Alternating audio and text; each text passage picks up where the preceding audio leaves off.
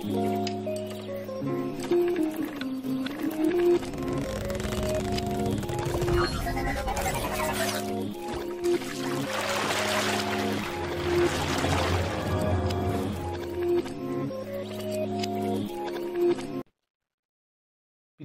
र पुत्र पुस्तकका बारेमा। पिता र पुत्र उपन्यासको योजना सन् 1860 को अगस्तमा बनेको थियो र सन् 1861 को 30 जुलाईका दिन एस्पासकोएमा त्यसको लेखन कार्य समाप्त भयो अनि रुसको भेस्तालिक पत्रिकामा इस्वी सम्बन्ध 1862 अङ्क 2 मा त्यसको प्रकाशन गरियो। त्यसै साल भिसासोरियोन ग्रिगोएभिच बेलान्स्कीको स्मृतिमा भन्ने स्मरण सहित छुट्टै पुस्तकको कलेवरमा त्यो प्रकाशमा आयो। युगको एउटा अत्यन्तै महत्त्वपूर्ण समस्या अर्थात् युवा पुस्ता सम्बन्धी प्रश्नप्रति समर्पित पिता र पुत्र उपन्यासको सम्बन्धमा वाद विवादले तत्कालै चर्को आगोको रूप लियो र यो विवाद पुरै दशाब्दी तक चलिरह्यो। सन् 1860 को दशकमा प्रजातान्त्रिक पत्र पत्रिकाहरूमा यस उपन्यासबारे प्रकाशित सामग्रीहरूमध्ये सबभन्दा परिपक्व र वस्तुपरक समालोचना थियो। पत्रकार एवं साहित्यालोचक दिमित्री पिसारेभ इस्वी सम्बत 1840 देखि 1868 को लेख। यो लेख रुस्कोले स्लेभो रुसी वाङ्मय पत्रिकामा इस्वी सम्बत 1862 अङ्क 3 मा प्रकाशित भएको थियो। दिमित्री पिसारेभले सबैभन्दा पहिला बजारोभको चरित्र चित्रणमा साहित्यकार तुर्गेनेभको अभूतपूर्व इमान्दारितातर्फ औल्याएका थिए। उनले आफ्नो लेखमा जनाएका थिए। कयौँपल्ट लेखहरूमा र पत्रहरूमा पनि आफ्नो मनसायको स्पष्टीकरण दिएका थिए। बजारोभमा मैले व्यक्तित्व आरोपित गर्ने चेष्टा गरेको थिएँ भन्ने त सके कसैले पनि अनुमान लगाएको छैन। बरु सबका सब नै पुष्टि गर्दछन् किन ऊ यति बिघ्न मूर्ख छ अथवा किन ऊ यति बिघ्न असल छ। महान रुसी लेखक फ्योदोर दोस्तोयेव्स्की इस्वी सम्बन्ध 1821 देखि 1881 लाई तुर्गेनेभले लेखेका थिए। उनको मतानुसार दोस्तोयेव्स्कीको अरूले भन्दा बढी गहन रूपमा त्यसको ध्याय ठम्याएका थिए। ग्रीष्मकालीन अनुभूतिबारे शीतकालीन टीका टिप्पणी शीर्षकमा लेखमालामा इस्वी सम्बन्ध 1863 फ्योदोर दोस्तोयेव्स्कीले तुर्गेनेभ उपर आलोचकहरू धावाबारे चर्चा गर्दै लेखेका थिए। बजारोभका लागि व्याकुल र शोककुल महान हृदयको लक्षण। बजारोभका लागि उनले क्या मार खानु पर्यो।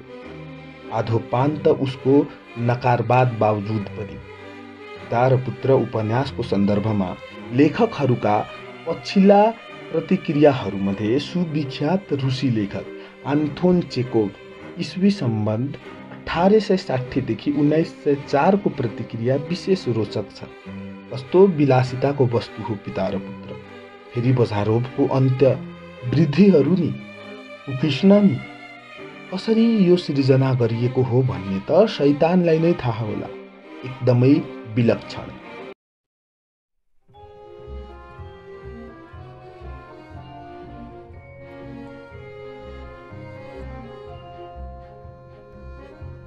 सन् 1859 को 20 मई का दिन धुलामय ओभरकोट र 4 खाने कपडाको पतलुन पहिरेका वर्ष 40 जतिका एक भला आदमीले सडकमा पर्ने एक रात्रि निवासको होचो पालीमा मुडुलै निस्केर आफ्नो नोकरसित शोधनी गरे।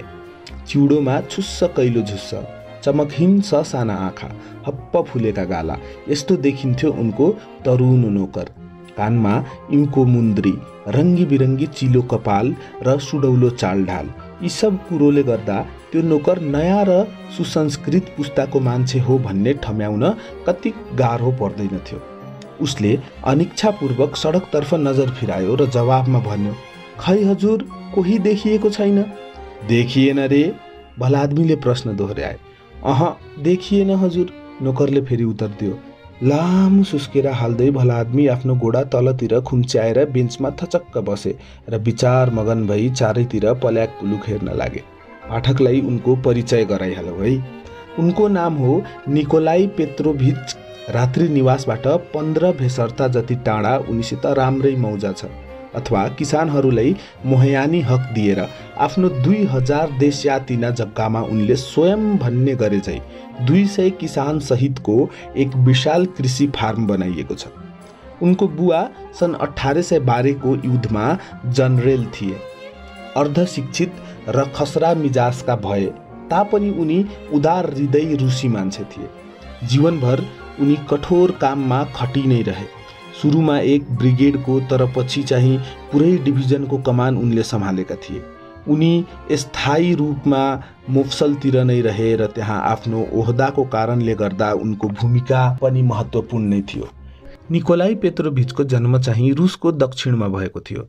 त्यही उनको दाजु पेभोले पनि जन्मेको थिए, जसको विषयमा भविष्यमा पनि चर्चा गरिनेछ। 14 वर्षको उमेरमा घरमा नै उनले शिक्षा दीक्षा पाए। सस्ता खाले शिक्षकहरू, भ्रष्ट तर चाकरीबाज एठनहरू र उस्तै उस्तै पल्टनिया तथा स्टाफका अन्य व्यक्तिहरूको माझमा नै उनको जीवन बित्यो। उनकी आमा कोल्याजिन परिवारकी छोरीबाट थिइन्। कन्या केटी छँदा उनको नाम अगाथे थियो भने जर्नेली बनेपछि चाहिँ अगाफोल्केया कुजिस्मिनिस्ना किर्सोनोभका भनिन थालिन्। उनी तीनै सैनिक नारी मध्येकी एक थिइन् जसको धाक र्वाफ के घरभित्र र के घर बाहिर जताततै उतिकै हुनेछ। भडकिला टोपीहरू र सरसर गर्ने रेशमी लुगा पाउन उनी मन पराउँथिन्। गिर्जाघरमा उनी सधैँ नै सबैभन्दा पहिले क्रसनिर पुग्दथिन्। उनी जोडले बोल्ने मात्र नभई फतुरी पनि थिइन्। हरेक बिहान केटाकेटीहरूलाई उनी आफ्नो हात चुम्न दिन्थिन् भने राति चाहिँ उनीहरूलाई आशीर्वाद दिएर सुताउँथिन्। संक्षेपमा भन्ने हो भने उनी आनन्दपूर्वक आशीर्वाद लिएर सुताउँथिन्। संक्षेपमा भन्ने हो भने उनी आनन्दपूर्वक नै बसेकी थिइन्। जनरलको छोराले नाताले दाजु पाभेलोलाई जस्तै निकोलाई पेत्रोभिचलाई पनि सैनिक सेवामा लगाउने निश्चय गरेको थियो। यद्यपि उनमा साहसको ज्यादै कमी मात्र भएको होइन, बरु डरछेरुवा भन्ने उपनाम समेत पाइसकेका थिए। जे होस्, ठिक त्यसै दिन उनको गोडा पनि भाँचियो जतिखेर सेनामा नियुक्ति सम्बन्धी फुर्जी पाइएको थियो। 2 महिनासम्म उनी ओछ्यानमा थलिए र सन्चो भएपछि पनि जीवनभर लङ्गडो नै रहे। उनको बुबाले निराश भएर उनलाई निजामती सेवामा लगाउने निधो गरे र 18 वर्ष पुगेपछि पेतेरबुर्गमा लगेर विश्वविद्यालयमा भर्ना गरिदिए। के पनि बताइहालौँ भने त्यसै ताका उनका दाजु पाभेल गादर पल्टनको अफिसर बनेका थिए। दुवै युवकहरू सँगसँगै एउटै डेरामा बस्न थाले। उनीहरूलाई तिनका मामा इलाया कोल्याजिनको दूरवर्ती निगरानीमा राखिएको थियो।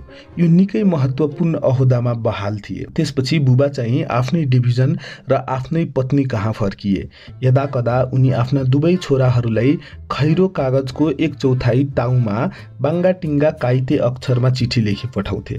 यस्ता चिठीहरूको पुछारमा ज्यादै मेहनत साथ अक्षरलाई श्रृङ्गार पटार गरेर उनी आफ्नो नाउँ अङ्कित गर्दथे। Pyotr Kirsanov, major general.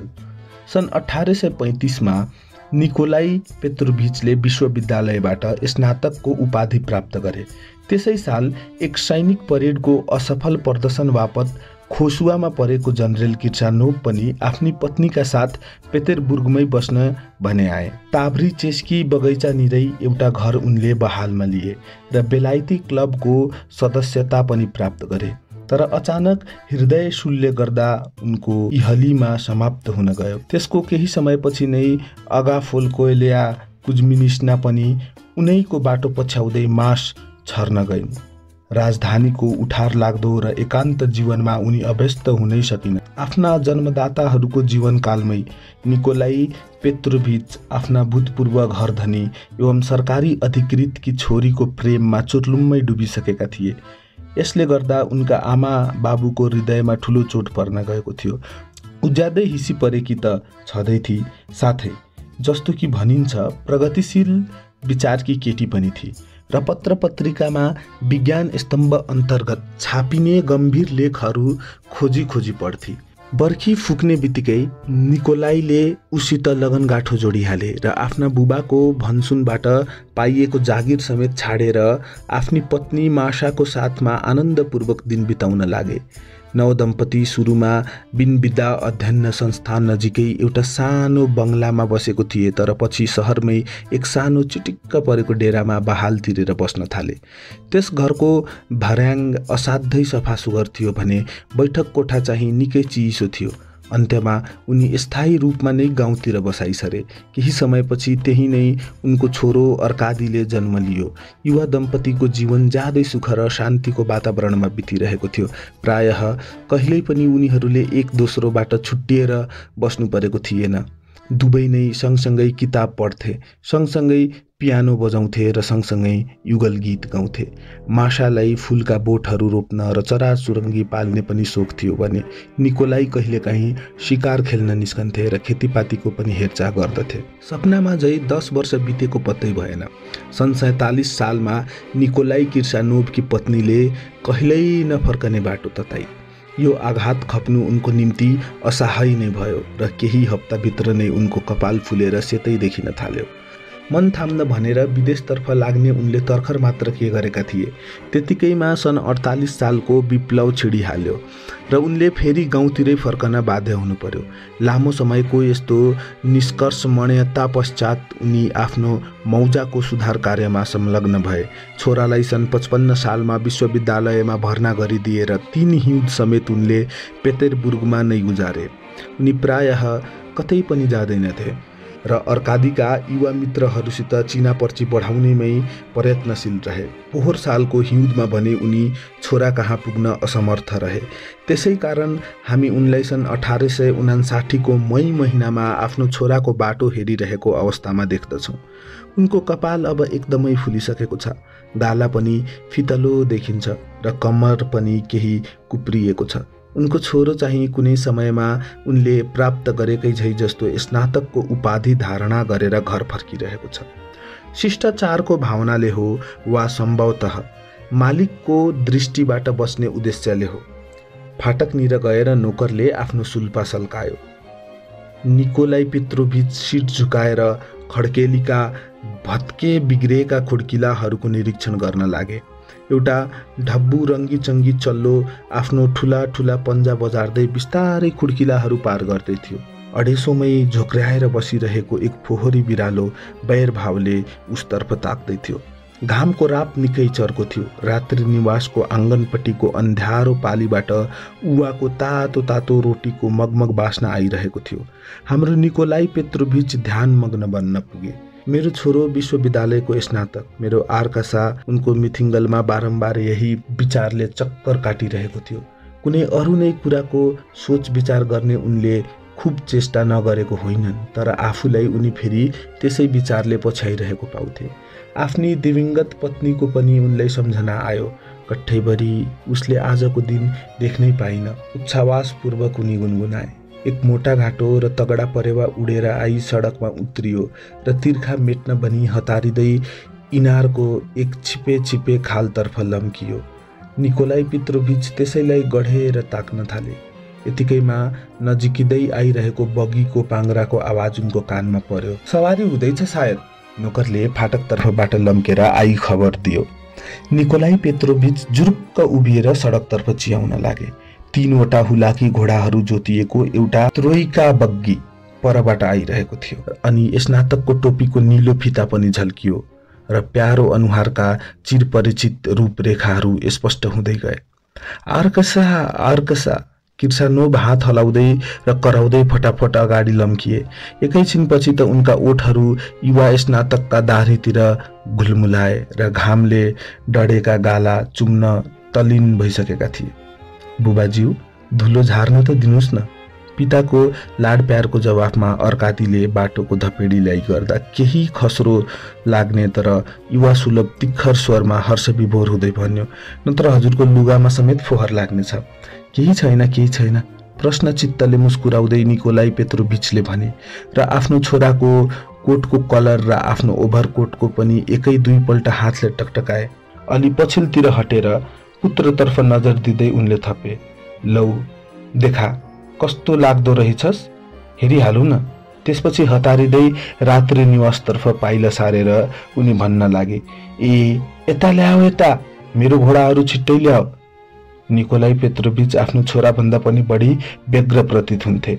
यस्तो लाग्दथ्यो मानौ उनी केही हतासिएका थिए भने केही हडबडाएका पनि थिए। अर्कादीले उनलाई रोक्यो। बुबाज्यू, उसले भन्यो, हजुरलाई मेरो आत्मीय मित्र बाजारोभको परिचय दिने अनुमति पाऊँ।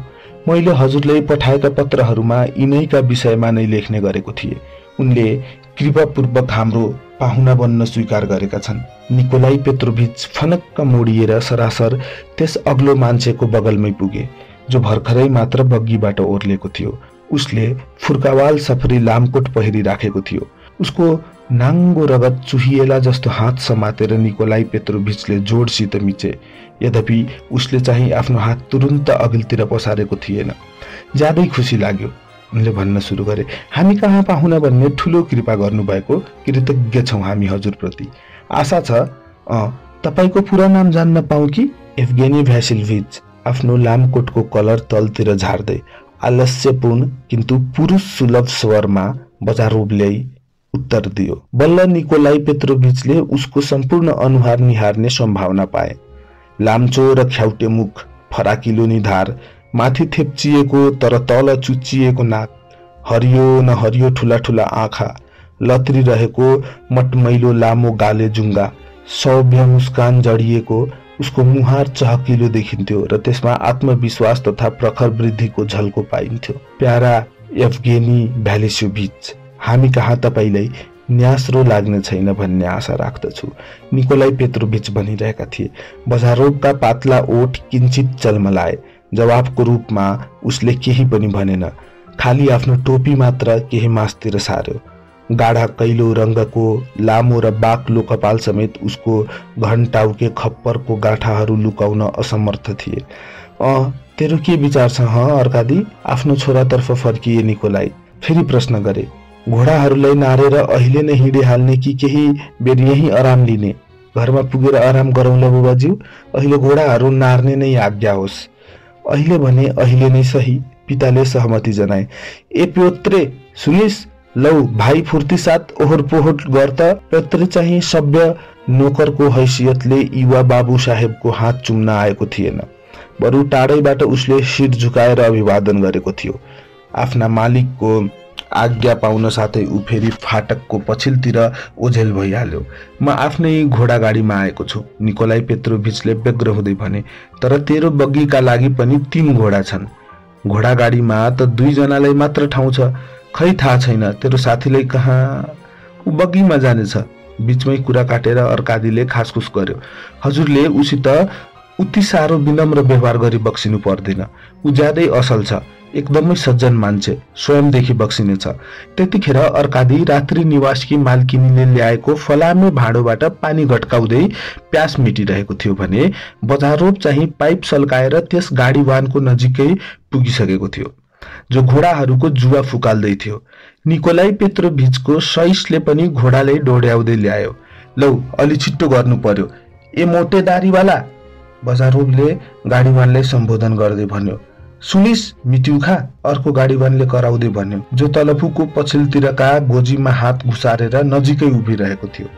बाबु साहेबले त्यो क्या मिल्दो नाउ राखी बक्स्यो, त मोटे दारीवाल नै होस् त। मिट्युखाले टोपी मात्र हलायो र पसिनाले निथ्रुक्क भिजेको मुन घोडाको लगाम तान्न थाल्यो। छिटो गर ठिट्ठाओ, छिटो गर, निकोलाई पेत्रोभिचले ठुलो स्वरमा आदेश दिए। भोड्काको लागि बक्सिस पनि पाइनेछ। तत्कालीन नै घोडाहरू जोतिए। बाबु छोरा दुवै घोडागाडीमा सवार भए। पेत्रोले उक्लेर कोचवानको आसन अगोट्यो। बजारोभ लपक्क लम्केर बगीमा चढ्यो र छालाको तकियामा टाउको बिसाएर बस्यो। अनि दुवै गाडीहरू प्रस्थान गरे। जे होस्, आखिर त स्नातक बनेरै घर फर्किस है। कहिले अर्कादीको काँधमा त कहिले उसको घुँडामा थपथपाउँदै निकोलाई पेत्रोभिच भन्दै थिए। ठुलो बाको हालत कस्तो छ? आरामै होइसिन्छ कि? अर्कादीले प्रश्न गर्यो। उसको मनमा एकदमै स्वच्छ झण्डै बालसुलभ हर्षको लहर चलिरहेको भए तापनि कुराकानीलाई उद्वेगपूर्ण मनोभावनाबाट सामान्य दिशातर्फ मोड्न ऊ उत्सुक थियो। निकान्दै छन्, तेरो स्वागत गर्न उनी पनि मसँगै आउन चाहन्थे, तर कुनै कारणवश उनले आफ्नो विचार फेरे। हजुरले निकै बेर मेरो प्रतीक्षा गरी बक्सिनु पर्यो कि? अर्कादीले सोध्यो। झण्डै 5 घण्टा जति। हजुरको अनुकम्पा हो बुवा। अर्कादी एकाएक आफ्नो पितातर्फ फर्कियो र उनको गाला जोडले चुम्न थाल्यो। निकोलाई पेत्रोभिच मुसुक्क हाँसे। तेरो निम्ति मैले कति राम्रो घोडा तयार पारेको छु। उनले भन्न सुरु गरे। त आफै देख्नेछस्, तेरो कोठामा पनि नयाँ भित्ते कागज टाँसिएको छ। बजारोपको निम्ति पनि त एउटा कोठा चाहिएला नि। उसले पनि कोठा पाउनेछ। बुबाज्यू, कृपया उसले स्नेह गरी बक्सियोस् है। उसको मित्रतालाई म कति मूल्यवान सम्झन्छु। यो कुरा त हजुरलाई शब्दद्वारा बताउनै सक्दिन। के हालसालै उसित तेरो भेटघाट भएको हो? हो, हालसालै। अनि त बितेको हिउँदमा मैले उसलाई त कहाँ नदेखेको रहेछु। के गर्छ ऊ? प्रकृति विज्ञान नै उसको मुख्य विषय हो, तर ऊ सब कुरामा पोख्त छ। आउने नोभेम्बर त उसले डाक्टरको उपाधि टप्काउने मान खाइराखेको छ। ए, बुझे। त्यसो भए ऊ चिकित्सा विज्ञान विभागमा पढ्दो रहेछ। निकोलाई पेत्रोभिच टिप्पणी गरेर चुप लागे अनि तत्कालै हात पसारेर अघिल्तिर देखाउँदै बोले, प्योत्रे, के ती हाम्रै किसानहरू होइनन् त? प्योत्रेले त्यसै दिशातर्फ नजर दियो जतातिर मालिकले सान गरेका थिए। साँगुरो कच्ची सडकमा कयौं गाडीहरू चलिरहेका थिए, जसलाई लगाम बिना नै घोडाहरू तानिरहेका थिए। हरेक गाडामा खुला तुलुप लगाई राख्ने एकजना अथवा बढीमा 2 जना किसानहरू बसेका थिए। ठिक मर्जी भो हजुर, पोत्रेले जवाब दियो। कता जाँदैछन् ह? सहरतिर हो कि? यतै लाग्छ हजुर। सके भट्टीतर्फ? पोत्रेले नाक चेप्याउँदै कोचवानतर्फ अलि निहुरेर भन्यो, मानौ उसबाट आफ्नो भनाइको पुष्टि गराउन खोजिएको होस्। परन्तु कोचवान भने टसको मस पनि नगरिरहेर बसिरह्यो। त्यो पुरानै ढर्राको मान्छे थियो र नयाँ विचारबाट सकभर टाढै रहन्थ्यो। यस साल हाम्रा किसानहरूले मलाई निकै झन्झट दिएका छन्। आफ्नो छोरातर्फ फर्केर निकोलाई पेत्रोभिचले गुनासो गरे। कुत पनि अझै बुझाएका छैनन्। के गर्ने लौ? ज्यालामी खेतालाहरूसित त हजुर सन्तुष्टि होइसिन्छ के रे? हो, निकोलाई पेत्रोभिचले बिस्तारै गुनगुनाउँदै उत्तर फर्काए। उनीहरूलाई पनि भड्काइन्छ र पो फसाद छ। लगनशीलताका साथ काम गर्ने त उनीहरूलाई बानी नै परिसकेको छैन। जोत नै बिगारिदिन्छन्। जोताई त उति नराम्रो भन्न मिल्दैन। लाग्छ अन्त्यमा सब कुरा ठिक हुनेछ, तर हुँदैन। के अब त खेतीपातीको काममा लाग्न चाहन्छस् र? हजुर कहाँ कुनै छहारी छैन र पो आपत छ। पिताको अन्तिम प्रश्नको जवाब नदिई अर्कादीले टिप्पणी गर्यो। उत्तरी लङ्गको बारदलीमाथि मैले फराकिलो पाली हाल्न लगाएको छु। निकोलाई पेत्रोभिचले भने, अब हामी खुल्ला हावामा भोजन समेत गर्न सक्दछौँ। त्यसो हो भने त अवश्य नै त्यसले हवेलीको रूप लियो होला, तर यसबाट केही फरक पर्दैन। यहाँको हावा नै क्या राम्रो छ। कस्तो मगमग बास्ना। साँच्ची यहाँको जस्तो सुगन्ध त संसारमा कतै पनि पाइँदैन होला है। अनि आकाश पनि यहाँ एकदमै निलो। अर्कादी एकाएक रोकियो। पछिल्तिर कर्के आँखा लगाएर हेरेपछि ऊ मौन भयो। अवश्य, निकोलाई पेत्रोभिचले भने, यो नै तेरो जन्मथलो हो र यहाँको हरेक चिज तलाई विलक्षण लाग्नै पर्छ नि। होइन बाबुज्यू, मान्छेले यहाँ जन्म लिनु र नलिनुबाट फरक पर्दैन। तैपनि यसबाट कुनै अन्तर हुँदैन। निकोलाई पेत्रोभिचले छोरातर्फ छड्के नजर दिए। त्यसपछि गाडीले आधा भेरसता जति बाटो काटिसकेपछि मात्र उनीहरूबीच फेरि वार्तालाप सुरु भयो। खै सम्झना रहेन। मैले तँलाई देखेको थिएँ कि थिइनँ?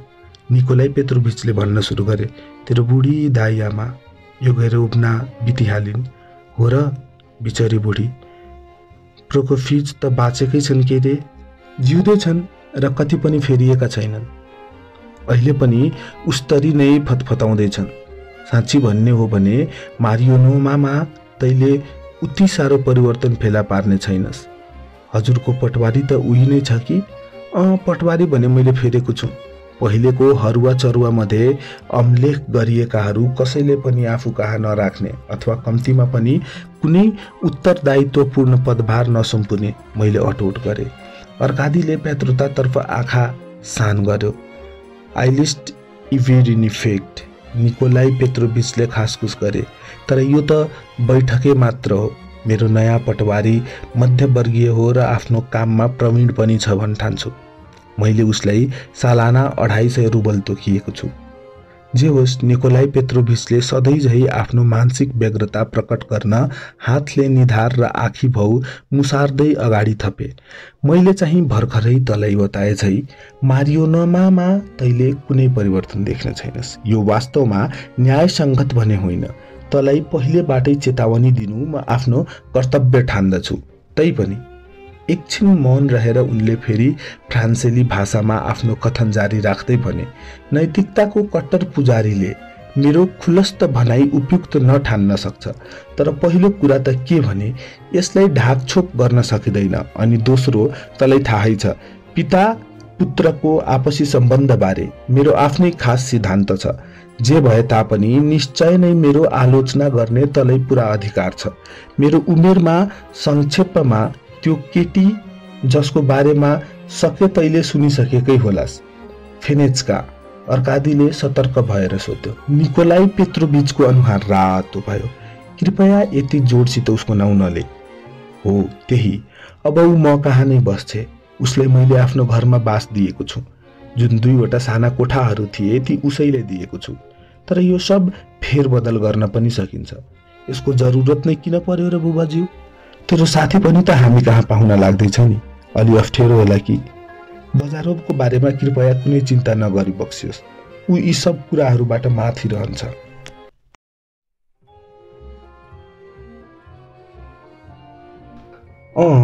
त पनि त छस् फेरि।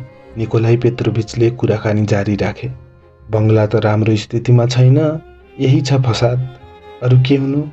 फिक्री नगरी बक्सियोस् बुवाज्यू, अर्कादीले बिचमै भन्यो। हजुर त माफी मागे झै पो गरी बक्सिनु हुँदो रहेछ। यस्तो सङ्कोच पनि सुहाउँछ र? अवश्य नै मैले सङ्कोच मान्नुपर्ने हो छोरो, निकोलाई पेत्रोभिचले उत्तर दिए र उनको अनुहार झन रातो भयो। पुग्यो बुबाज्यू, पुग्यो। बिन्ती छ, तपाईले सङ्कोच मार्नु पर्दैन, अर्कादीले भन्यो र उसको मुखमा स्नेहसहित मुस्कान झल्कियो। माफी माग्नुपर्ने कुरै के छ र बुबाज्यू? उसले मनमा नै विचार गर्यो र दयालु एवं सहृदय पिताप्रति एक किसिमको अव्यक्त श्रेष्ठताको अनुभूति मिश्रित कृपापूर्ण मृदुताको भावनाले उसको हृदय भरिपूर्ण भयो।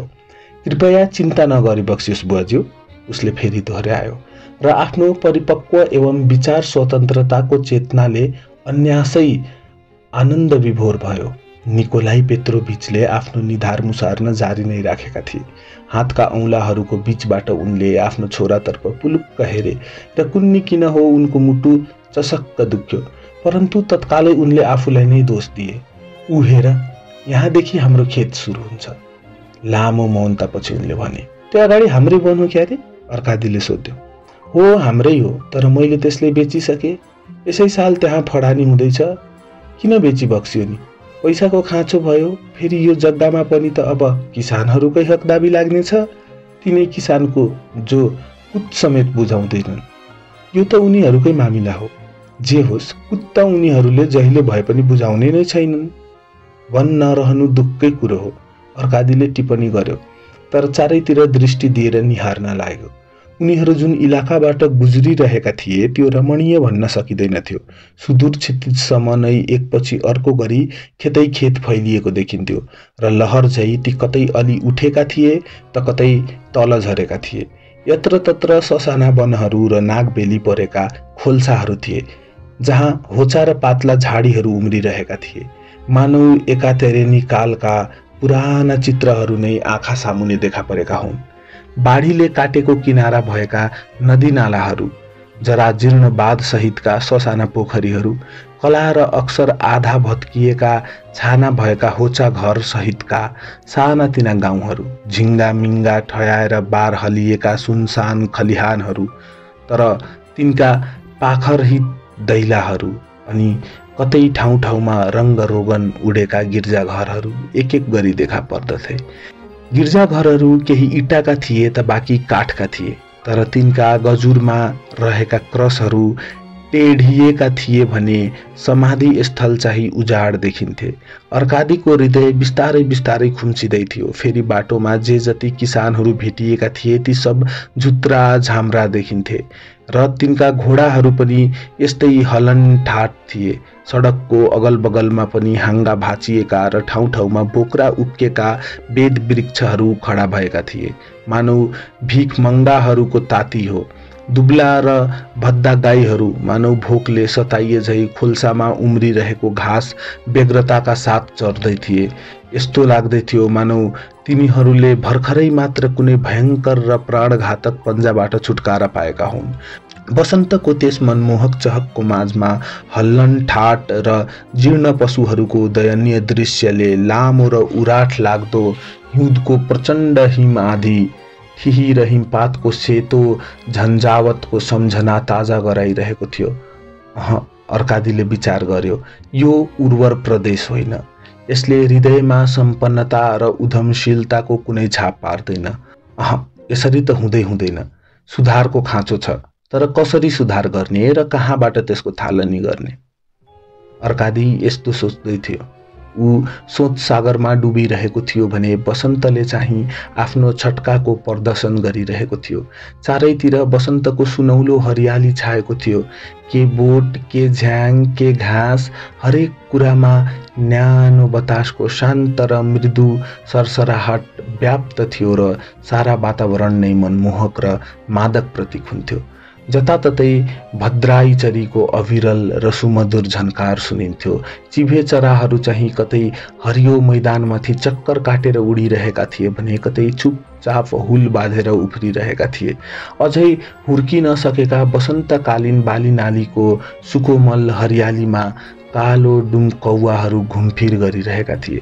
भर्खरै फुल्न थालेको उवाको सेतामय खेतहरूमा ती अदृश्य हुन्थे र बयलीको धुवाँसो लहरहरूमा कदा कदा मात्र तिनका टाउकाहरू मात्रै उठेको देखिन्थे। अर्कादी निकै बेरसम्म यही दृश्य हेर्नमा तल्लीन रह्यो र उसको चिन्तन प्रवाह पनि सनह सनह मन्द हुँदै गएर अन्त्यमा एकदमै विलीन भयो। उसले आफ्नो कोट फुकाल्यो र अति मोहक र बाल सुलभ दृष्टिले पितालाई हेर्न थाल्यो। पिताले आफूलाई थाम्नै सकेनन् र फेरि उसलाई अङ्गमाल गरिहाले। अब धेरै टाढा छैन, निकोलाई पेत्रोभिचले भने। ऊ त्यो थुम्कोमा चढिएपछि त घर पनि देखिन्छ। हामी मजाको साथ जीवन बिताउनेछौँ आकार्षका। तँलाई गाह्रो लाग्दैन भने तैँले मलाई खेतीपातीको काममा पनि सघाउनेछस्। हाम्रो बीचमा अब घनिष्ठता हुनुपर्छ। हामीले एक दोस्रोलाई राम्ररी बुझ्नुपर्छ। कसो, सही होइन त? अवश्य, अर्कादीले भन्यो। अहो, कति रमाइलो दिन रहेछ आज। तेरो आगमनले गर्दा हो प्यारा। वसन्त पनि मोहकताले परिपूर्ण छ।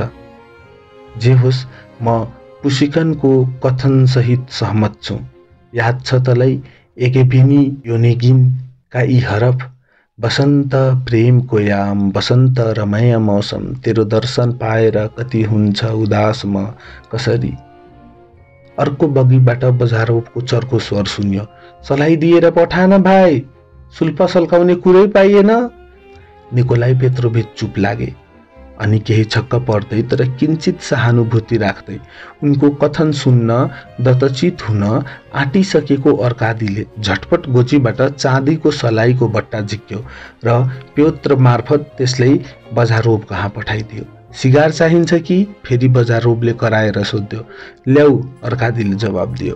प्योत्रो गाडीमा फर्कियो र सलाइको बट्टा सहित एउटा मोटो कालो सिगार उसको हातमा थमाइदियो। अर्कादीले तुरुन्तै सिगार सल्कायो।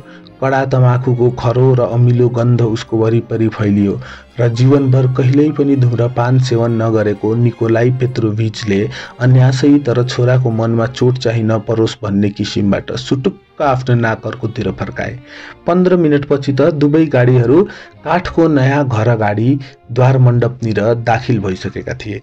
घर कैलो रङ्गले रङ्गाइएको थियो र त्यसमा रातो टिनको छाना हालिएको थियो। यही थियो मारियोना। यसलाई नवभवन अथवा किसानहरूले दिएको नाम अनुसार विधुर बस्ती पनि भनिन्थ्यो। मालिकहरूको स्वागत गर्न भनेर नोकर चाकरहरूको हुल बाहिर निस्केन। जम्मा जम्मी वर्ष 12 जतिका एउटी केटी र उसको पछि लाग्दै एक युवा ठिठो घरबाट बाहिर निस्क्यो। त्यस ठिठोको अनुहार प्योत्रेसित काटीकुटी ठ्याम्मै मिल्दथ्यो। उसले कैलो रङ्गको ज्याकेट लगाइरहेको थियो जसमा ठुलो ठुलो सेत टाक थिए। त्यो थियो पाभेल पेत्रोभिच किर्सनोभको नोकर।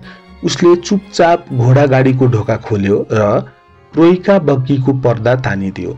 निकोलाई पेत्रोभिच आफ्नो छोरा र बजारोभको साथमा एउटा अन्ध्यारो र झण्डै रितो हलबाट अगाडि लम्किएर जसको दैलो पछिल्तिर एउटी तरुणीको मुहार झुलुक्क देखा पर्यो। त्यसपछि सबै बैठक कोठामा पुगे जुन मेच कुर्सीहरूद्वारा नयाँ ढङ्गले सजाइएको थियो। लौ हामी घर आइपुग्यो, टाउकोबाट टोपी झिकेर कपाल झट्कार्दै निकोलाई पेत्रोभिचले भने। अब सबभन्दा गाँठी कुरो हो खाना खाएर आराम गर्नु। पेट पूजा गर्नु वास्तवमा नै नराम्रो हुने छैन, बजारोभले आङ्ग तन्काउँदै भन्यो र सोफामा गएर थचक्क बस्यो। हो खाना ल्यायो, छिट्टै खाना ल्यायो, निकोलाई पेत्रोभिचले आकरण नै भुइँमा खुट्टा थिचार्दै आदेश दिए। लौ प्रोकोफिएच पनि आइपुगे। कपाल सेतै फुलिसकेको दुब्लो पातलो र गहुँ गोरो वर्ष 60 जतिको एक व्यक्ति कोठामा प्रवेश गर्यो। उसले पितलका टाक हालिएको फ्रक कोट लगाइराखेको थियो भने घाँटीमा गुलाफी रुमाल बाँधिराखेको थियो। उसले निधार चाउरी पार्यो, अर्कादीको नजिकै गएर उसको हात चुम्यो, निहुरेर पाहुनाको अभिवादन गर्यो र पछिल्तिर हात पोको पारेर दैलोनिर गई उभियो।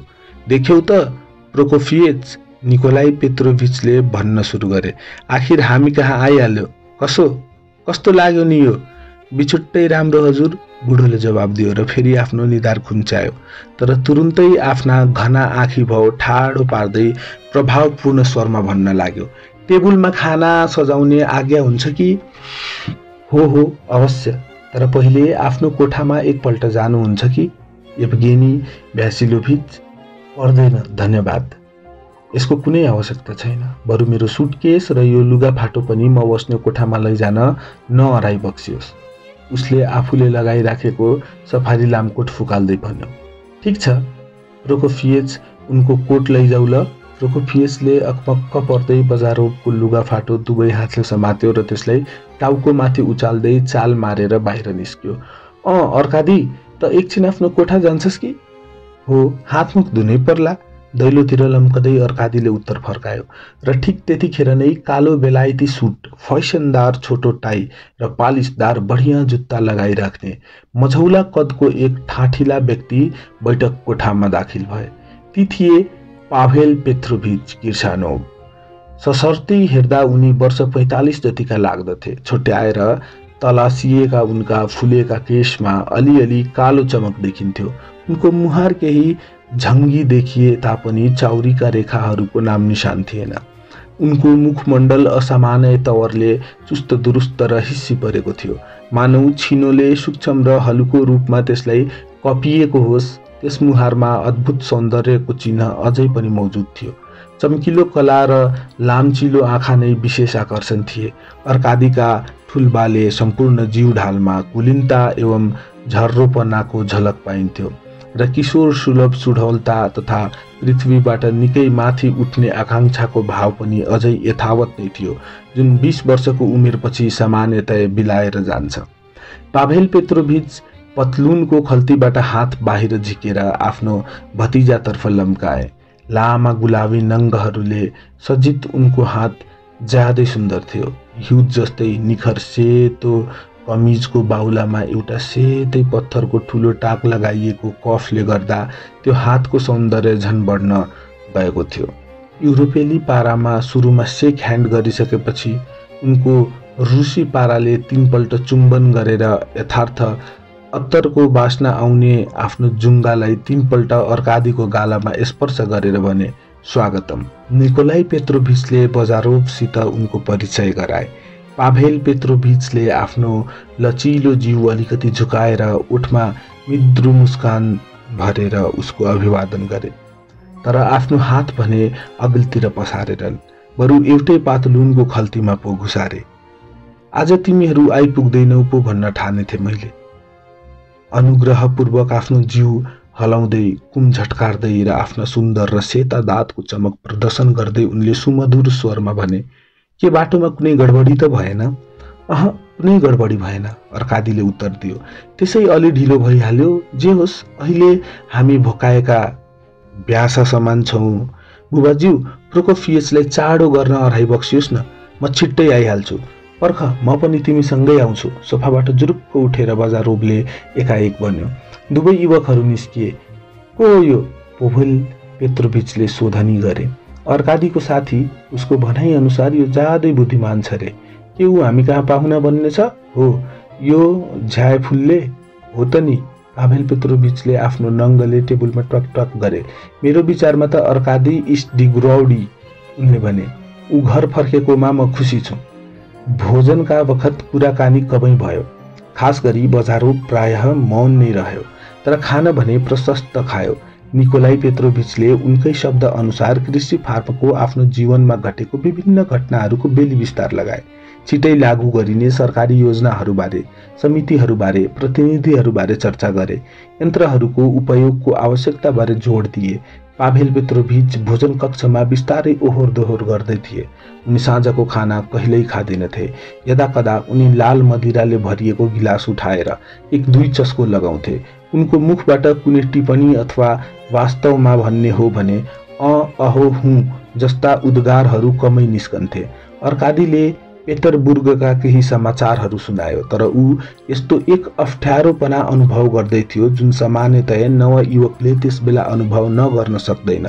जतिखेर उसले बाल्यकालको सङ्घार भनी नागिसकेको हुन्छ, परन्तु त्यसै स्थानमा फर्केर आएको हुन्छ जहाँ उसलाई सदैव नै बालककै रूपमा हेरिन्छ र ठानिन्छ। ऊ अनावश्यक रूपमा आफ्नो भनाइ लम्ब्याउने चेष्टा गर्दै थियो र बुबाज्यू शब्दद्वारा सम्बोधन नगर्ने जमर्को गर्दै थियो र एकाध पल्ट यस शब्दको सट्टा उसले पिताजी शब्दको प्रयोग पनि गरेको थियो। हुन त उसले यसको स्पष्ट उच्चारण गरेन, खालि गुनगुनाएर मात्र काम चलाएको थियो। अलिक उताउलोपनले गर्दा प्रदर्शन गर्दै उसले आफ्नो गिलासमा अलि बढी नै मदिरा खन्यायो र त्यो सब घट्कायो पनि। प्रोकोफिचले उसको चालामालाप्रति आँखा नै झिमिक्क नगरेर निगरानी राखेको थियो र खालि ओठ चलाएर गुनगुनाइराखेको थियो। खाना खाइवरी सबका सब तुरुन्तै छुटिए। तिम्रो ठुला बा केही अनौठो लाग्दैनन्? बजारोभले अर्कादीलाई भन्यो।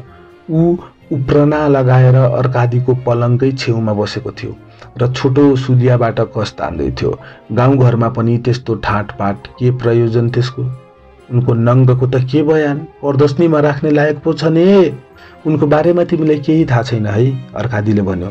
आफ्नो समयमा उनी सिंह झै पो थिए त। कुनै दिन उनको कहानी सुनाउला। उनी खुब मनमोहक थिए र आइमाईहरू त उनको रूप लावण्य देखेर त्यसैमा मोहित हुन्थे। ए, कुरो यस्तो पो? यानि पुरानै आनी बानी, तर अफसोच यहाँ कसलाई मोहनी लगाउन सकिन्छ र? मैले सब निरीक्षण गरेँ। उनको अचम्म लाग्दा ठर्रो कलर र एकदमै चिल्लो चिउँडो, यो सब हास्यपद छ है। अर्काही निकोल्योभिच, पुरातनको छाप। तिम्रो पिताजी पनि निकै असल रहेछन्। उनको कविता पाठ त व्यर्थकै छँदैछ, अनि कारोबारमा समेत उनी पोख्त छन् जस्तो लाग्दैन। जे होस्, उनी दयालु छन्। मेरो पिताजीलाई नम्बरी सुन्नै ठाने हुन्छ, अनि अलि व्याकुल देखिन्थे। तिमीले चाल पायौ कि पाएनौ कुन्नी? अर्कादीले मुन्टो हलाएर स्वीकृति जनायो, मानौ स्वयं उसले चाहिँ कुनै व्याकुलता अनुभव गरेको नहोस्। अनौठो छ, बजारोभ भन्दै थियो। यी रोमान्टिक बुढाहरू आफ्नो स्नायु प्रणालीलाई खुब तन्काएर उद्वेलित गर्दछन् अनि स्वभावतः सन्तुलन भङ्ग हुन्छ। छोडौ यी कुरा, सुतौ अब। मेरो कोठामा बेलायती छाटको हात धुने टब भने छ, तर दैलोमा चुकुल चाहिँ छैन। जे होस्, यसलाई प्रोत्साहित गर्नुपर्छ। मतलब बेलायती टबहरूको प्रयोगलाई यो प्रगतिको चिन्ह हो। बजारोभ गएपछि अर्कादीले हर्षोल्लासको भावनामा चुर्लुम्म डुब्यो। आफ्नै घरमा परिचित पलङमा प्यारा हातहरूद्वारा सजाइएको सिरक मुनि घुस्रेर निदाउन कति आरामदायक हुँदो रहेछ। सके ती सुकोमल, दयालु र परिश्रमी हात उसैको प्यारो धाई आमाको हुँदा हुन्। अर्कादीलाई आफ्नी धाई योगरोभनाको सम्झना आयो, अनि उसले एक लामो सुस्केरा काढ्यो र उसको आत्माको चिर शान्तिको कामना गर्यो। आफ्नो निम्ति चाहिँ उसले कुनै प्रार्थना गरेन। ऊ र बाजारोभ छिट्टै निदाए, परन्तु घरका अन्य मानिसहरू अझै निकै बेरसम्म सुत्न सकेनन्। पुत्रको पुनरागमनद्वारा निकोलाई पेत्रोभिच उत्तेजित हुन पुगेको थिए। बिछौनामा पल्टिए तापनि उनले बत्ती निभाएनन्। हत्केलामा टाउको अड्याएर उनी लामो चिन्तन प्रवाहमा गोता लगाउन थाले। उनका दाजु आधा रात बितिसक्दा पनि आफ्नै अध्ययन कक्षमा गामबस निर्मित फराकिलो आराम कुर्सीमा बसिरहेका थिए। उनको सामुने आस्था खानामा कोइला बिस्तारै खाक हुँदै थियो। पोभेल पेत्रोभिचले लुगा समेत फेरेका थिएनन्। हो, पालिसदार जुत्ताको बदलामा भने उनले गोडामा रातो रङ्गको चिनिया चप्पल लगाइराखेको थिए। उनको हातमा घलिग्यानानी पत्रिकाको ताजा अङ्क थियो र त्यसलाई उनी पढिरहेका थिएनन्। उनी टक्क लाएर आतस खानातर्फ क्वार्क्वार्दै हेरिरहेका थिए, जहाँ आगोको निलो लपका कहिले मधुरो हुन्थ्यो त कहिले झल्ल चम्किएर काम्न थाल्थ्यो। उनको चिन्तन प्रवाह कहाँ चक्कर काटिरहेका छ भने त भगवानलाई मात्र थाहा होला, तर यो अतीतमा मात्रै भौतारी रहेको चाहिँ कदापि थिएन। उनको मुहारमा एकाग्रता र उदासीनताको भाव झल्किरहेको थियो र यस्तो चाहिँ अतीतको स्मृतिमा मात्र रुमाली रहेको मान्छेको निम्ति सम्भव हुँदैन। अनि पछिल्लोतिरको सानो कोठामा निलो ज्याकेट पहिरेको एक तरुणी आइमाई बडेमानको सन्दुसमाथि बसिरहेकी थिइन्। उसले कालो कपाल सेतो रुमालले बाँधेकी थिए। त्यो थी फेन्चेका। कहिले ऊ हाई काट्थी भने कहिले उग्न थाल्थी, अनि कहिले चाहिँ खुल्ला दैलोतिर पुलुक्क हेर्थे, जहाँबाट भित्रपट्टि बच्चाको सानो खाट देखिन्थ्यो र सुतिरहेको शिशुको क्रमबद्ध सास फेराइ सुनिन्थ्यो। त्यो थी फेन्चेका। कहिले ऊ हाई काट्थी भने कहिले उग्न थाल्थी, अनि कहिले चाहिँ खुला दैलोतिर पुलुक्क हेर्थे, जहाँबाट भित्रपट्टि बच्चाको सानो खाट देखिन्थ्यो र सुतिरहेको शिशुको क्रमबद्ध सास फेराइ पनि सुनिन्थ्यो। भोलिपल्ट बिहान बाजारोभ नै सबैभन्दा पहिले बिउज्यो र घरबाट बाहिर निस्क्यो। एहे, आफ्नो वरिपरि नजर दौडाएर उसले सोच्यो, ठाउँ उति साह्रो रमाइलो त रहेनछ। आफ्ना भूदासहरूसित हदबन्दी गर्दाखेरि निकोलाई पेत्रोभिचले एक नयाँ हवेली निर्माण गर्न एकदमै समथर बोट ब्युटान केही नउम्रेको अन्दाजित 4 देश्या तिना जग्गा अलगै छुट्याएका थिए। घर, सहायक भवनहरू र फार्म इत्यादिको उनले निर्माण गराइसकेका थिए। बगैँचा पनि लगाइएको थियो। एउटा पोखरी र 2वटा इनार पनि खनिएका थिए, तर बोट बिरुवाहरू हलक्क बढ्न सकेका थिएनन्। पोखरीमा पानी थोरै नै जम्न भएको थियो। पोखरीमा पानी थोरै नै जम्मा भयो भने इनारको पानी चाहिँ नुनिलो स्वादको निस्किन्थ्यो। हसिनाको झ्याङ र बबुलको बोट मात्रै हलक्क बढेका थिए। तिनकै छहारीमा यदाकदा चियापान र भोजन गरिन्थ्यो। केही मिनेट भित्रैमा बाजारोभले बगैँचाका सबै गोरेटाहरू चहार्यो। पशुशाला र अश्वशालाको पनि अवलोकन गर्यो र नोकर चाकरका 2 जना केटाहरूलाई खोजेर तुरुन्तै उनीहरूसित चिनपार्जी गरिहाल्यो। अनि तिनलाई साथमा लिएर घरबाट 1 भेरसता जति टाढा पर्ने एक सानो सिमसारमा भ्यागुतो पक्रन हिँडिहाल्यो। भ्यागुतो किन चाहियो नि हजुर? एउटा चाहिँ केटोले जिज्ञासा प्रकट गर्यो। सुन, म बताउँछु, बाजारोभले जवाब दियो। आफूप्रति निम्न वर्गका मान्छेहरूको विश्वास उत्पन्न गर्ने कलामा ऊ पराङ्गत थियो। यद्यपि उनीहरूको वास्ता उसले कहिल्यै गरेन र उनीहरूसित खरो नै व्यवहार पनि गर्यो। म भ्यागुतालाई चिरेर ऊभित्र के कस्तो भइरहेछ भन्ने हेर्नेछु, अनि हामी पनि भ्यागुता जस्तै छौँ। फरक यतिकै छ कि हामी गोडा चालेर हिँड्छौँ, त्यसपछि त हामी भित्र के हुँदैछ भन्ने मलाई पनि थाहा पत्तो भइहाल्नेछ। हजुरलाई यो सब किन थाहा पाउनु पर्यो नि? किनभने कथं कदाचित त बिरामी भइस र मलाई तेरो औषधि गर्नु पर्यो भने कुनै भुलचुक नहुन पाओस् भनेर। के हजुर डाक्टर होइसिन्छ र? हो। भाषका सुनिस? साहेबबाट के मर्जी भो, तर म पनि भ्यागुता जस्तै हो रे। गज्जब छ, मलाई त भ्यागुताहरूको डर लाग्छ, भास्काले भन्यो। 7 वर्ष जतिको केटो थियो ऊ। उसका कपाल सनपाट झै सुनौला थिए। उसले ठर्रो कलर हालिएको कैलो कोट लगाइराखेको थियो, तर गोडा चाहिँ नाङ्गै थिए। डराउनु पर्ने कुरै के छ र? तिनले टोक्छन् के? लौ, मेरा दार्शनिक हो, बाजारोभले भन्यो। अब पानीभित्र घुस। त्यतिन्जेलसम्म निकोलाई पेत्रोभिच पनि बिउजिसकेका थिए। अनि अर्कादीको कोठातर्फ गए र उसलाई लुगा फेरिसकेको भेट्टाए। पिता र पुत्र बरन्डामा निस्किएर जसमा त्रिपाल टाँसिएको थियो अडेसानेरै राखिएको टेबलमा हसिनाका फूलका ठुल्ला ठुल्ला गुच्छाहरूको माझमा सामोभारमा पानी उम्लिरहेको थियो। अनि त्यही केटी देखा परी जसले अघिल्लो दिन द्वार मण्डपतिर सर्वप्रथम आगन्तुकहरूको स्वागत गरेकी थिए। झिनो स्वरमा ऊ बोली, फेदोस्या निक्लो भिन्च, सन्चो नभएकोले आउन सकिनन् रे। चिया आफै तयार पारिसिन्छ कि दुन्यासालाई पठाउनु पर्ने हो? सोधिस्या छ हजुरसित। म आफै प्यालामा हालुला। निकोलाई पेत्रोभिचले झटपट उत्तर दिए। अर्कादी त कस्तो चिया खान्छस् नि? दूध हालेको कि कागती हालेको? दूध हालेको, अर्कादीले जवाब दियो र केही बेर चुप लागिसकेपछि प्रश्नसूचक पाराले भन्यो, बुबा? निकोलाई पेत्रोभिचले व्याकुल हुँदै छोरातर्फ पुलुक्क हेरे। के हो भन्, उनले सोधे। अर्कादीले आँखा भुइँतिर झार्यो। मेरो प्रश्न हजुरलाई अनुचित लाग्छ भने माफ गरी बक्सिनुहोला बुवा। अर्कादीले बिस्तारै भन्न सुरु गर्यो। जे होस्, हिजो हजुरबाट स्वयं नै कुरा झिकी बक्सिसकेको हुँदा मैले पनि खुलस्त कुरा गर्ने आँट गरेको हुँ। रिसाई बक्सिने त होइन नि? झन् राम्रो कुरा, किन रिसाउनु? म हजुरबाट प्रोत्साहन पाएर नै सोध्ने आँट गरेको हुँ। के फेन्या? यसै कारणले त आई मिन, के मेरो उपस्थितिले गर्दा न कतै उनले यहाँ आउन नचाहेकी त होइनन्? निकोलाई पेत्रोभिचले आफ्नो मुख सुटुक्क अर्कोतिर फर्काए। हुन सक्छ, उनले अन्त्यमा भने। सके लाज लाग्नेछ भन्ने सोचेकी होली। अर्कादीले झटपट आफ्नो पितातर्फ एक दृष्टि फ्याँक्यो। बिन्तीसितै उनी लाज मान्दैछिन्। पहिलो कुरा त के भने हजुर मेरो विचारबाट अवगत नै होइसिन्छ। अर्कादी खूब मजा मान्दै यी शब्दहरू उच्चारण गर्दै थियो। अनि दोस्रो कुरा, हजुरको जीवन पद्धति र हजुरको बानी बेहोरामा म एक फुट्टी पनि हस्तक्षेप गर्न चाहन्न। फेरि मलाई विश्वास छ हजुरको चयन गलत हुन सक्दैन। हजुरबाट उनलाई यसै घरमा आश्रय बक्सिएको छ त उनी यसको लागि सुयोग्य छिन् भन्ने त्यसै पनि प्रश्न हुन्छ। जे भए तापनि पुत्र कदापि पिताको न्यायाधीश बन्न सक्दैन, खास गरी म र वस्तुतः हजुर जस्तो पिताको सम्बन्धमा यो लागू हुन्छ, जसबाट कहिल्यै पनि र कुनै पनि रूपमा मेरो स्वतन्त्रता कुनै प्रकारले नियन्त्रित भएको छैन। अर्कादीको स्वर सुरुमा केही कामेको थियो। आफूले उदारताको परिचय दिइरहेछै उसले लागेको थियो र उसको साथसाथै आफ्ना पितालाई एक किसिमको उपदेश दिइरहे झै पनि उसलाई बोध भएको थियो।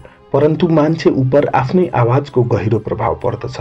अर्कादीले आफ्नो अन्तिम शब्द दृढतापूर्वक अझ भावपूर्ण ढङ्गले समेत उच्चारण गर्यो। धन्यवाद आकर्षा, निकोलाई पेत्रोभिचले गुनगुन गरे। उनका औँलाहरू फेरि आँखी भाउझै निधार मुसारिरहेका थिए। तेरो भनाइ एकदमै न्यायसङ्गत छ। निश्चय नै यदि यो केटी योग्य नहुँदी हो त मेरो चञ्चल मनको लहड होइन। यस विषयमा तसित कुरा गर्न मलाई अप्ठ्यारो लागिरहेछ। तर तैले बुझेकै छस्, तेरो उपस्थितिमा, त्यो पनि तेरो आगमनको पहिलो दिन नै यहाँ देखा पर्नु उसको निम्ति मुस्किल हुन नै भयो। त्यसो हो भने म स्वयं नै उनी कहाँ जान्छु। उदार भावनाको नयाँ छालको साथ आफ्नो कुर्सीबाट जुरुक्क उठेर अर्कादीले भन्यो। उनले मसित लाज मान्नुपर्ने कुनै कारण छैन भनेर म उनलाई सापसित बुझाउनेछु। निकोलाई पेत्रोभिच पनि उठे। अर्कादी, उनले भने, कृपा गर, कसरी यो हुन्छ र? त्यहाँ मैले त तँलाई भन्नै बिर्सेको। परन्तु अर्कादीले उनको कुरा सुनेन र बरन्डाबाट दगुरिहाल्यो। निकोलाई पेत्रोभिच वाल्ल परेर उसलाई नजरले पछ्याउँदै रहे र व्यग्र भएर फेरि कुर्सीमा थ्याच्च बसे। उनको मुटु दुखदुख गर्दै थियो। उनको र पुत्रको बीचमा भावी सम्बन्ध अनिवार्यतः कस्तो विचित्र हुनेछ भन्ने त्यस बेला उनले अनुमान गरेका थिए। त्यस कुराको चर्चा नै नगरेको भए बरु अर्कादीले उनीप्रति बढी सम्मान प्रकट गर्ने थियो होला। उनी बोध गर्दै थिए त्यतिखेर कि उनी यस्ता कमजोरी प्रदर्शन गरिएकोमा स्वयं आफ्नो भितृसना गर्दै थिए र त्यतिखेर आफ्नो उत्तर पाउन गाह्रो छ। उनी यी सबै भावनाहरू अनुभव गर्दै थिए, तर केवल अनुभूतिको रूपमा मात्र, र यो पनि अस्पष्ट रूपमा। उनको अनुहार रन्किएर रातै भएको थियो भने मुटु जोडले दुखदुख गर्दै थियो। त्यतिकैमा हतार हतारमा पाइला सारेको आवाज सुनियो र अर्कादी बरन्डामा दाखिल भयो। हाम्रो चिनापर्ची भयो बुबा, उसले ओजपूर्ण स्वरमा भन्यो।